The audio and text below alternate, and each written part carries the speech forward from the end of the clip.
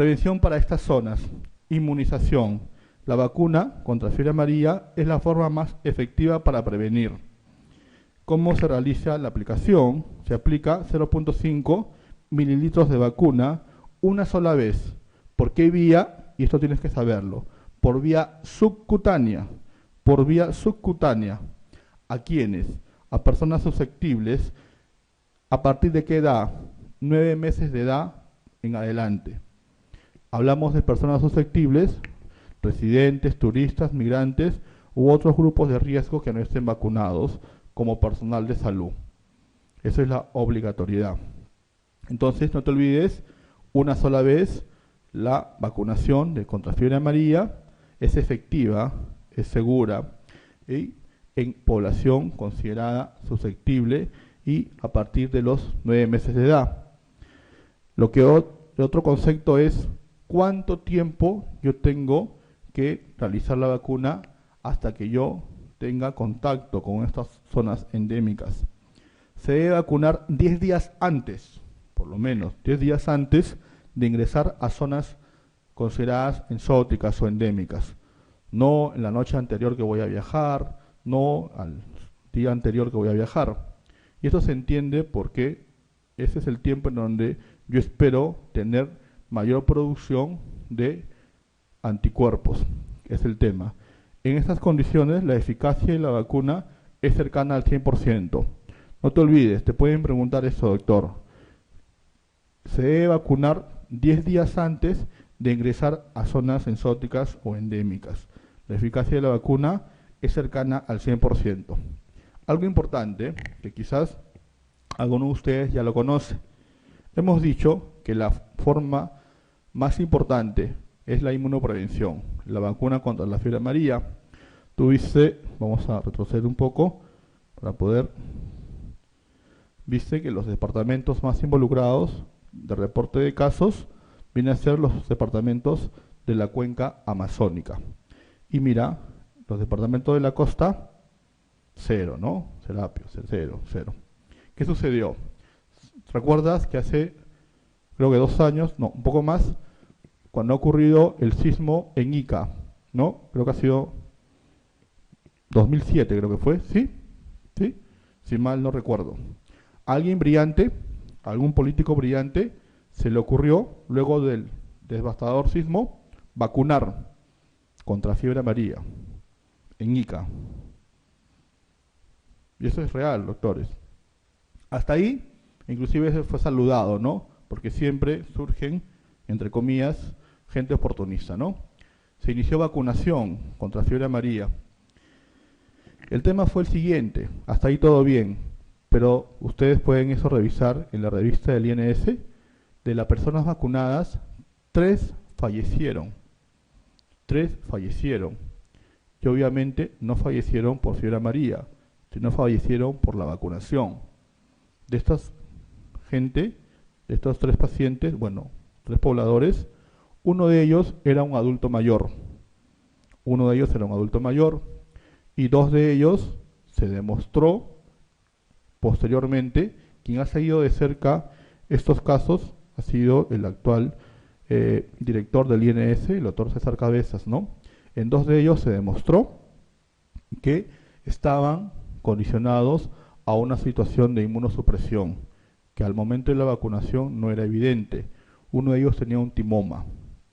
En base a eso, partiendo del concepto inicial, que era absolutamente innecesaria la vacunación, es que se amplía el concepto de en quienes no debes vacunar. Este evento que sucedió, mortalidad en pacientes vacunados innecesariamente contra fiebre amarilla, se denomina enfermedad viscerotrópica. Tú recuerdas que cuando hemos visto la tercera fase de la fiebre amarilla, hay un compromiso multiorgánico, visceral, lo mencionan algunos, ¿no? A nivel hepático, a nivel renal, a nivel cerebral. Ese concepto también lo puedes tú leer como enfermedad viscerotrópica. O sea, no es la fiebre amarilla como tal, sino el concepto es vacunación. Y es por eso de que las recomendaciones actuales son, aparte de lo que mencionado en la filmina, vacunar a mayores de 9 años, evitar vacunación en adultos mayores. Así te vayan a decir que van a estar en zona endémica, que van a realizar labores en zona endémica. No se recomienda en adultos mayores vacunación por la posibilidad de riesgo de enfermedad viscerotrópica. Y obviamente lo que dice el gráfico, ¿no? Mujeres gestantes, principalmente primer trimestre, ni pacientes con compromiso inmunológico, como lo que todavía he mencionado, ¿no? Recuerda que no solamente VIH es la principal causa de compromiso, de inmunocompromiso o inmunosupresión, ¿no? También puede ser diabetes descompensada, corticoterapia o inmunodeficiencias primarias, el ejemplo que te di para lo que era la presencia de timomas. Ese es un concepto que surge lamentablemente con pérdida de vidas de la experiencia ocurrida en nuestro país, principalmente en Ica, ¿no? Entonces, para ampliar el concepto, el riesgo de generar enfermedad viscerotrópica en adultos mayores, se recomienda no hacer vacunación por tal motivo. Vigilancia. La fiebre amarilla está asociada a la migración y tiene un comportamiento estacional en función a la humedad, en función a la temperatura, que permite estimar el periodo de aparición o incremento de casos. Periodo de estimación o incremento de casos, ya estamos hablando de los conceptos relacionados a la posibilidad de brotes y o epidemias, ¿no? Entonces, eso es lo importante o lo más relevante desde el punto de vista de vigilancia de la fiebre amarilla. No te olvides, la fiebre amarilla se define en nuestro medio de dos tipos, fiebre amarilla urbana y fiebre amarilla silvestre o rural. De lejos, la que está asociada a mayor reporte de casos actualmente, la fiebre amarilla de tipo rural o silvestre, donde el vector es diferente, al igual que el reservorio. Vector, mosquitos, haemagogos, abetes, reservorio, principalmente monos, primates, ¿no? Y el tema de las fases clínicas conocidas clásicamente, 3 fases, la fase inicial, congestiva, el nombre porque hay la presencia de eritema facial, la fase de remisión, que es una fase paradójica, entre esas dos fases en promedio 5 días, y finalmente una tercera fase que es la asociada a mayor mortalidad, la fase tóxica, la fase amarilla o icterohemorrágica, donde se da la presencia de la descripción semiológica, los vómitos negros, tercera fase, ¿ya? Ahora veamos lo relacionado a peste. Habíamos mencionado que vamos a revisar sobre fiebre amarilla, sobre peste, sobre rabia y finalmente control vectorial de dengue. Peste existe en nuestro medio, habíamos mencionado y ustedes también lo mencionaron, que sí. Peste es una enfermedad que nos sigue a la humanidad a lo largo de nuestra historia. Está asociada a una elevada letalidad. Ustedes recuerdan que ha diezmado la población europea en la época de la Edad Media y principalmente en su forma neumónica. Entonces ya tú puedes ir adelantando de que peste es una enfermedad que está asociada a la presencia de una bacteria. ¿Recuerdas qué bacteria? Porque acá la situación es diferente, ya no estamos hablando de un proceso viral como lo que habíamos hablado como fiebre amarilla. Peste, agente etiológico, así de lleno te podrían preguntar. No te olvides, Yersinia pestis. Yersinia pestis. Es una bacteria, ¿no? Es una enfermedad que el agente etiológico es una bacteria, ¿no?, denominada Yersinia pestis. Pero se involucran otros actores. La presencia de la bacteria en donde a nivel de lo que es una pulga, la pulga, que vamos a verlo. Al igual que lo anterior, también tiene definiciones importantes. La peste es una infección zoonótica. Zoonótica, aparte de la pulga, están involucrados roedores, gatos, presencia de animales vertebrados. Bacteriana, aguda, Yersinia pestis es una bacteria, que afecta principalmente a los roedores, quienes pueden transmitirla a otros mamíferos y accidentalmente al ser humano a través de la picadura de la pulga. O sea, la pulga de los roedores es quien contiene la bacteria, que es Yersinia pestis.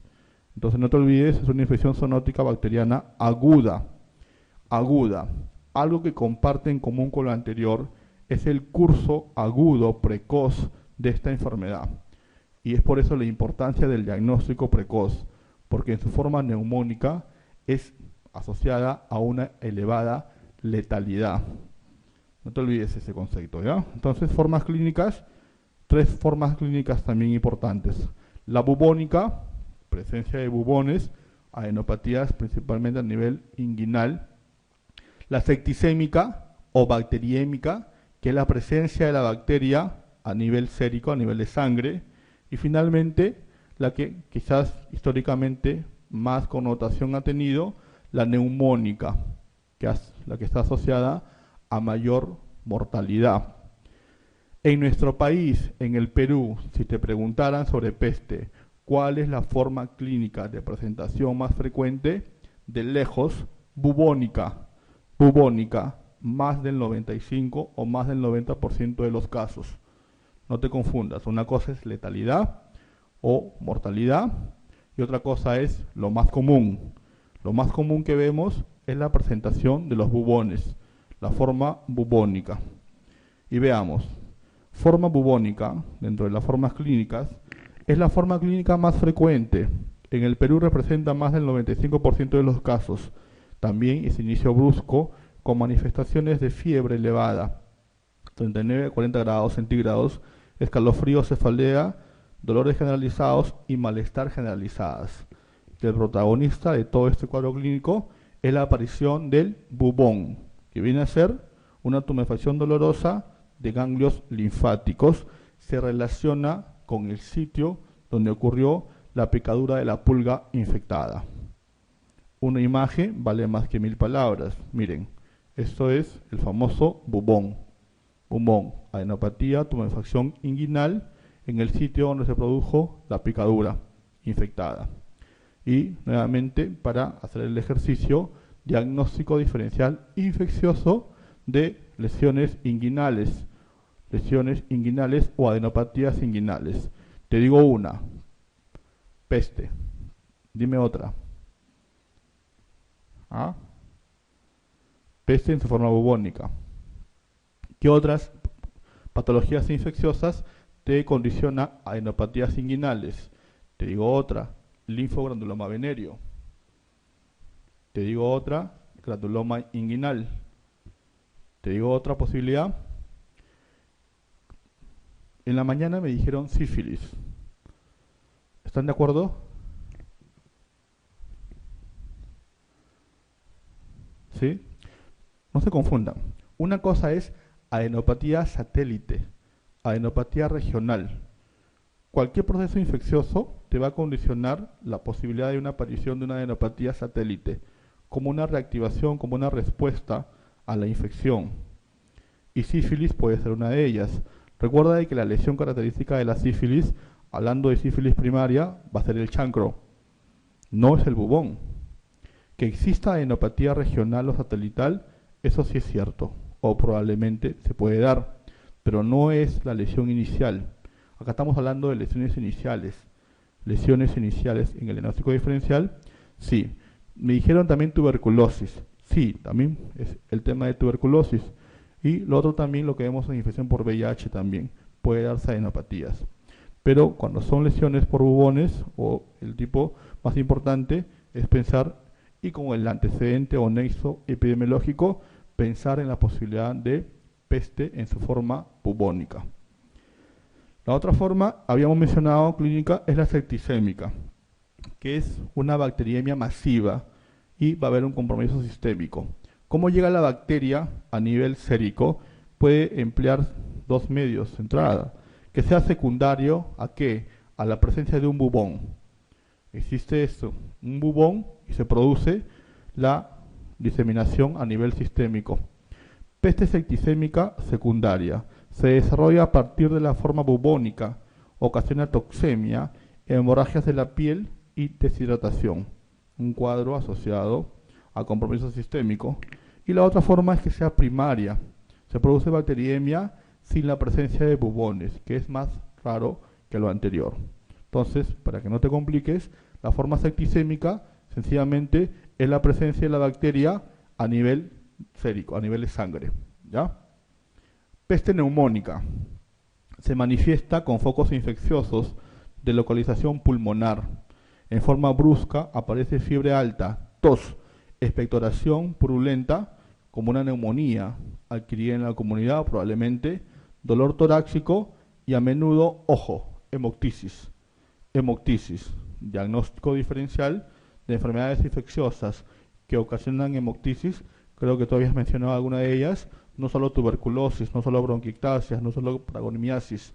Ahí hemos también visto la posibilidad de la forma neumónica. Otra posibilidad lo viste en leptospirosis, hemorragias pulmonares en las formas severas. Entonces, hemoptisis como posibilidad de diagnósticos diferenciales. Y esto fue el tema por el cual, nuevamente acotando el tema de descripción de lo que sucede a veces en nuestro medio. Hace 2 años, ustedes saben, o de repente lo vamos a recordar ahora, brote de peste en Sierra Norte, que involucró la muerte de un interno de medicina. ¿Recuerdan eso? ¿Sí? ¿Sí? ¿No? ¿Así? Sí, que todo involucró que las autoridades conllevaran a que exista una intervención. Y inicialmente se había catalogado, esto ocurrió en el hospital de Belén, si no me recuerdo, docente, donde tenían pacientes con este cuadro clínico y fue catalogado como una tuberculosis. Y los pacientes con falla respiratoria fueron catalogados como pacientes porque se asemeja, obviamente sí, pero lo que no se tomó en consideración era el antecedente epidemiológico. No era tuberculosis, estábamos ante la presencia de peste neumónica y fue atendida o fue examinada por personal de salud, incluyendo un interno de medicina que fatalmente o lamentablemente falleció. Entonces, de ahí la importancia, ¿no? Y de ahí se hizo cuando la vigilancia o la notificación y la intervención se estableció de que los pacientes procedían de distritos o localidades donde se consideraba como zonas endémicas la presencia de peste. Ya, no te olvides. Mira, además de tener una alta letalidad, la muerte se produce entre 2 y 3 días, sumamente precoz, después de iniciada la enfermedad. 2 formas, es altamente contagiosa, 2 formas de presentación, lo que asemeja las formas septicémicas, ¿no? La peste neumónica secundaria, la infección llega a los pulmones por diseminación de Yersinia pestis desde un bubón. El foco inicial, el foco primario, es un bubón inguinal. Si se disemina en sangre, es la bacteriemia, pero si se aloja en pulmones, da la forma neumónica. Es ocasionada por un retraso en el diagnóstico o por un inadecuado tratamiento de la peste bubónica o septicémica primaria. Peste neumónica primaria se adquiere por vía aérea a partir de un enfermo con peste neumónica, como el caso mencionado, ¿no? Por contacto aéreo, por contacto con secreciones o las famosas gotitas de flujo, ¿no? Con peste neumónica. Este tipo de peste puede producir brotes localizados o epidemias devastadoras, lo que hemos visto en el Medioevo, en Europa, en la época donde diezmó gran parte de la población a nivel mundial. ¿Sí? Nuevamente, Yersinia pestis es el agente etiológico, es un bacilo gram negativo. Modo de transmisión. La transmisión del agente etiológico se produce por la picadura de una pulga infectante, y acá remarcamos un nombre, Xenoxila cheopis, que fue de alguna otra forma lo que en algunas evaluaciones preguntaron, ¿no? Sabes que es la pulga, pero el nombre de ella, de una de las especies, no es la única, es Xenoxila cheopis, te la presento, es Xenoxila cheopis, no es la única involucrada. Mira, tienes toda una serie de especies.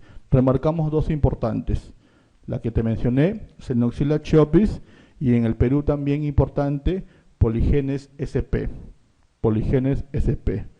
Quiero que de todo lo anterior solo memorices 2 especies relacionadas, principalmente son las endémicas, pulgas con la posibilidad de adquirir Yersinia pestis.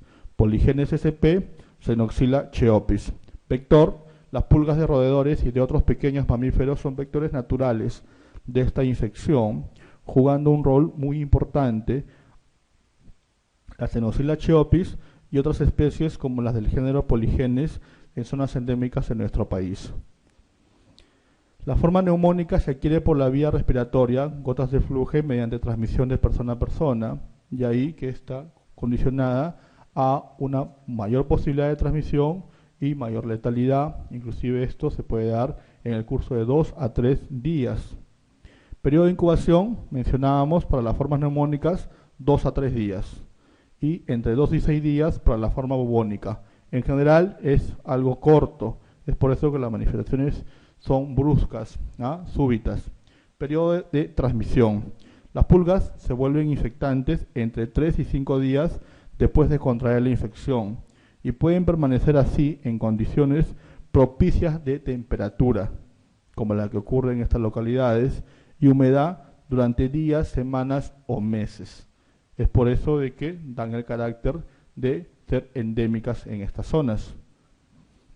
Todos nosotros somos susceptibles, ¿no?, a adquirir la infección. Importante, la inmunidad que se produce por una infección inicial es relativa. En otras palabras, personas que han tenido un evento inicial pueden tener un segundo, tercer, cuarto o proceso infeccioso, similar a lo que ocurre, por ejemplo, en malaria, en zonas endémicas, ¿no? La descripción, hay pobladores que te relatan que han tenido malaria en 2, 3 o hasta en 4 oportunidades.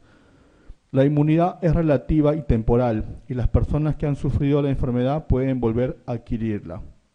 Letalidad, mira, puede tener en pacientes no tratados una letalidad de más del 50% y puede evolucionar hacia una enfermedad complicada como sepsis o shock séptico, ¿no? Hayamos dicho de que principalmente en su forma bacteriémica y en sus formas neumónicas. Departamentos involucrados: Sierra Norte, Sierra Norte, Sierra Norte y las zonas de la sierra de los departamentos de Lambayeque y la zona de La Libertad. Cajamarca, Sierra Norte, Lambayeque, parte de sierra, y La Libertad, la parte de sierra. Contacto. Contacto va a ser toda persona que ha permanecido en la misma casa del enfermo por un periodo de 7 días antes y 14 días después de la fecha de inicio de la enfermedad. ¿Por qué es importante? Porque el contacto va a tener que recibir profilaxis. Entonces, veamos cómo controlamos lo que ya sabemos, notificamos lo que pasó en los casos mencionados y tenemos que tratar todos los casos. Y acá es importante, sí, una cobertura antibiótica empírica precoz. A diferencia de lo anterior, en que puedes hacer algo de filosofía quizás, acá sí amerita una acción terapéutica precoz. Entonces, para las formas bubónicas, casos graves, vas a administrar estreptomicina. ¿Recuerdas qué es la estreptomicina? ¿Qué familia pertenece? Es un aminoglucósido, ¿están de acuerdo? Sí, es un aminoglucósido. Sin lugar a dudas, sí. Pero el tema con los aminoglucósidos, no te olvides, asociadas a efectos nefrotóxicos y o otoxicidad. Pero sigue siendo una droga importante en el manejo de lo que es formas bubónicas y neumónicas de peste. Estreptomicina voy a emplear cada 12 horas por vía intramuscular, dosis 15 miligramos por kilogramo, hasta que el paciente supere los síntomas severos. Máximo de administración 2 gramos por día. Recuerda que tenemos dos presentaciones, la de 1 gramo y la de 5 gramos. Luego de la mejoría voy a presentar el cambio hacia cloranfenicol. Entonces, de inicio estreptomicina hasta la disminución de los síntomas y luego paso a cloranfenicol. Para las formas neumónicas voy a utilizar algo similar, la diferencia que desde inicio voy a tratar con estreptomicina y cloranfenicol. Entonces, si te preguntaran de todo lo anterior, para las formas bubónicas, estreptomicina y luego puedo pasar a cloranfenicol. Para las formas neumónicas asociadas a gravedad, tengo que emplear de inicio las dos drogas, estreptomicina más cloranfenicol.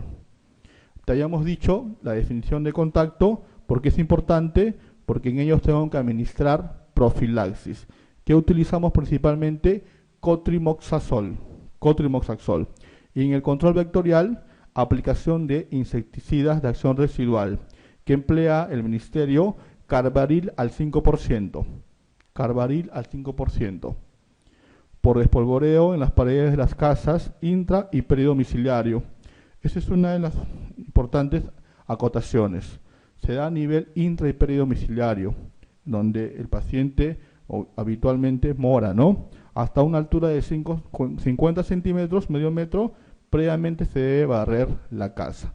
Control mediante la aplicación de un insecticida contra las pulgas, Carbaryl al 5%. Aislamiento es para los contactos de los pacientes de peste neumónica y acompañado de quimioprofilaxis. 14. La forma clínica más frecuente de peste en el Perú es... Habíamos dicho otras formas clínicas: bubónica, septicémica y neumónica. De lejos, la más frecuente en nuestro país es la presentación bubónica. Nuevamente, 95% de los casos, el protagonista, bubón, tumefación dolorosa a nivel de ganglios linfáticos. 15. En relación a fiebre amarilla, marque lo incorrecto. La D. Durante la fase congestiva, ¿se producen los vómitos negros? 3 fases en fiebre amarilla. La fase congestiva, primera fase, la segunda fase de remisión, la tercera fase, la llamada fase icterohemorrágica. En esta tercera fase es donde se producen los vómitos negros, ¿no? No se producen en la fase congestiva. Eso es lo incorrecto. Veamos. La fase congestiva dura aproximadamente 3 días y es de inicio brusco. Eso es correcto, ¿no? Congestiva, o también llamada fase con componente eritema, ¿no? Por ahí un eritema facial importante. En la fase de remisión se observa caída de la temperatura, hay una mejoría paradójica, ¿no? Y eso también es correcto. No se ha comprobado transmisión de persona a persona, también es correcto. Sabes que la transmisión se produce por la picadura de un mosquito. Durante la fase congestiva se producen los vómitos negros, falso. Eso es incorrecto. Los vómitos negros se producen en la fase icterohemorrágica. Vómitos negros por la presencia de manifestaciones hemorrágicas como hematemesis principalmente, ¿no? Esa es la fase asociada a mayor mortalidad. 16. ¿Cuál de los siguientes no está incluido en la vigilancia de las siguientes enfermedades? No está incluida en la vigilancia del síndrome ictérico hemorrágico en el Perú. Respuesta. Te habíamos dicho de que una de las cuestiones importantes en lo que se refiere a la definición de enfermedades es que tú puedas relacionar en presencia de síndromes. Y el tema de las fichas dadas por la directiva sanitaria de la Dirección General de Epidemiología te permitía de que tú puedas establecer síndromes febriles, síndromes ictéricos, síndromes icterohemorrágicos, síndromes con compromiso respiratorio, síndromes cutáneos. Y hemos dicho ya en varias oportunidades la importancia en el diagnóstico diferencial de los síndromes ictérico-hemorrágicos en procesos infecciosos, porque son sumamente frecuentes en nuestras cuencas amazónicas, como por ejemplo, y diagnósticos diferenciales. Te están preguntando sobre eso. ¿Qué enfermedades engloba el síndrome ictérico-hemorrágico? Habíamos visto fiebre amarilla, claro, tercera fase, ictérico-hemorrágica, tóxica o fase amarilla. Dengue, también en su forma grave o lo que llamábamos dengue hemorrágico. Leptospira, también forma Weil o enfermedad icterohemorrágica. Leishmaniosis visceral, ¿sí o no? ¿Sí? Leishmaniosis visceral, ¿se puede producir un síndrome ictérico hemorrágico? Malaria falciparum, ¿te puede producir un síndrome ictérico hemorrágico? La respuesta es sí, ¿no? Es una de las posibilidades en la afectación multisistémica que condiciona. Breve sobre leishmaniosis. Una de las situaciones es que tú analices la pregunta en qué contexto se da. Si te preguntan si la leishmaniosis visceral ¿podría darte síndrome icteromorrágico? La respuesta es sí. Pero acá el tema es, te están preguntando en el Perú. Esto me comentaron que era válido, por ejemplo, en un país vecino como es el Brasil. Y alguno de ustedes, colegas, me respondió y yo hice la revisión y es correcto. La leishmaniasis visceral se da en países vecinos como el Brasil. En nuestro medio se da leishmania, sí, pero la presentación clínica de la leishmania en nuestro medio es de dos formas, la forma cutánea y la forma mucosa. La forma cutánea y la forma mucosa, o puede haber una forma cutáneo mucosa o mucocutáneo, pero principalmente la leishmaniasis, o denominada por nuestros pobladores UTA, se da compromiso mucoso y compromiso cutáneo. No existen todavía reportes en el país de leishmaniosis visceral. Autóctonos estamos hablando. Sí existen de reportes de casos importados, principalmente en zonas limítrofes con nuestro país vecino de Brasil. Limitamos en Loreto con lo que ellos tienen su estado de Acre. Y sí existe la posibilidad. Pero te están preguntando sobre el Perú. ¿Ya? Entonces, esa era la respuesta, ¿no? En nuestro país no se realiza la vigilancia de la leishmaniosis visceral. Tratamiento de leishmania. Glucantime es el nombre comercial de uno de en general son antimoniales, ¿no? Ese es el término general, antimoniales. Pero si les preguntaran, y creo que ustedes ya han hecho la clase de tropicales que incluye leishmania, solo para recordarle, la droga de elección de leishmania en el país se llama estivogluconato de sodio. Estivogluconato de sodio. Estivogluconato de sodio, cuyo componente más importante es la presencia del antimonio. Estivogluconato de sodio. Dosis para las formas cutáneas, los días de empleo va a ser 20 días y para las formas mucosas va a ser 30 días. ¿Cuánto? 20 miligramos por kilogramo de peso. 20 miligramos por kilogramo de peso administradas en forma parenteral. Tengo que 20 días para las formas cutáneas y 30 días para las formas mucosas. Recuerden algo que ha sido motivo de pregunta. El estivogluconato de sodio tiene muchos efectos secundarios. Condiciona, en el momento de la aplicación, flebitis, dolor, fiebre transitoria, puede condicionar problemas renales y principalmente en el grupo de adultos mayores es considerado una droga arritmogénica, condiciona arritmias. Es por eso que cuando tú vas a administrar estivogluconato, aparte de pedir todos tus basales, estás en la obligatoriedad de pedir una evaluación mediante EKG por un cardiólogo. ¿Ya? Estivogluconato de sodio tiene esa posibilidad como efectos secundarios. No te olvides. Entonces, avancemos. 17. Marque lo correcto en relación a inmunización en fiebre amarilla.